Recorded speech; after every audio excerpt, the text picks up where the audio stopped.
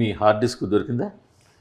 లేదు, దాంట్లో అవసరం లేదు కదా. లేదు, బ్యాకప్ ఉంది. ఓన్లీ ప్రాబ్లం ఏంటంటే పైరసీ అని మీరు పైరసీ అవుతుంది అన్న ఒకే ఒక రీజన్ తప్ప. బట్ ఇవాళ రోజుల్లో పైరసీ అయితే విత్ ఇన్ సెకండ్స్లో ఎక్కడి నుంచి పైరసీ అయింది అన్నది వచ్చేస్తుంది.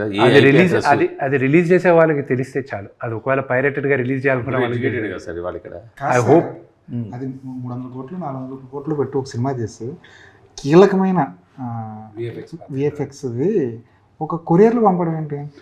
సో అదేంటంటే the back story is bigger. అది ఓన్లీ మీ కొరియర్లో అది పోలీస్ కంప్లైంట్లో ఏముందో అది మీరు రాసుకున్నారు కానీ. So I tell you what exactly happen. Hive అన్న కంపెనీ ముందు ఆన్లైన్లో they sent to the DI studio. Okay, first pass పంపించినప్పుడు జిటర్స్ వచ్చాయి. సెకండ్ పాస్ పంపించినప్పుడు they were fine with it.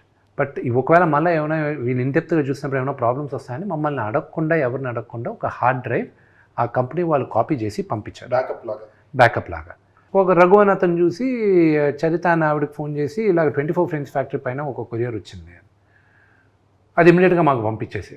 వాళ్ళు దేంట్లో బుక్ చేశారు, ఎలా పంపించారు, ఆవిడ దగ్గరికి వెళ్ళింది ఏంటి, అది ఎక్కడంటే మనోజ్ గారి ఇల్లు.